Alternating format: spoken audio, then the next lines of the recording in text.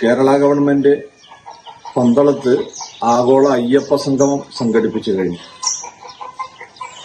ഇപ്പോൾ ഇനി ന്യൂനപക്ഷ സംഗമവും കൂടി സംഘടിപ്പിക്കുന്നുണ്ട് എന്നാണ് കേൾക്കാൻ സാധിച്ചത്. ഇതില് രാഷ്ട്രീയം കലർന്നു എന്ന് നമുക്ക് അഭിപ്രായം പറയേണ്ടതില്ല. സ്വാഭാവികമായും രാഷ്ട്രീയ പാർട്ടികളും ഗവൺമെന്റും ഒക്കെ നടത്തുന്ന ഇത്തരം പരിപാടികളുടെ പിന്നിൽ അത് ഉണ്ട് എന്ന് ആരോപിക്കപ്പെടൽ സ്വാഭാവികമാണ്. മതസംഘടനകളെ സംബന്ധിച്ചിടത്തോളം ഗവൺമെന്റ് നടത്തുന്ന ഇത്തരം പരിപാടികളെ രാഷ്ട്രീയ കണ്ണോടുകൂടി കാണേണ്ടതില്ല. അവർ പ്രഖ്യാപിച്ചിട്ടുള്ള നിലപാട് ഇത് ശബരിമല വികസനവുമായി ബന്ധപ്പെട്ട ചർച്ചയ്ക്ക് വേണ്ടി എന്നുള്ളതാണ്.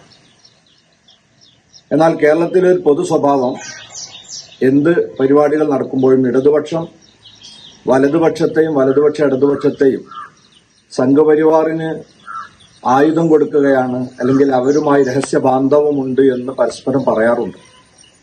ഇവിടെ യോഗി ആദിത്യനാഥിന്റെ ആശംസ വന്നതിലൂടെ വലതുപക്ഷത്തിന് ഇടതുപക്ഷത്തിനെതിരെ ഒരു തെളിവ് കിട്ടിയെന്ന് പറയാവുന്ന അവസ്ഥയാണ് ഉണ്ടായിട്ടുള്ളത്. എന്നാൽ അയ്യപ്പ സംഗമത്തിന് ബദലായി സംഘപരിവാർ സംഘടിപ്പിച്ച അയ്യപ്പ സംരക്ഷണ സംഗമം അത് വിവാദമാകുകയും അതില് നിത്യാനന്ദ സ്വാമി എന്നോ മറ്റോ പേരുള്ള ഒരാള്, ശാന്താനന്ദ മഹർഷി എന്ന ആള് ഹിന്ദുക്കളുടെ തന്നെ വിശ്വാസത്തെ ചോദ്യം ചെയ്യുന്ന ഒരു പ്രസ്താവനയുമായി രംഗത്ത് വന്നിരുന്നു.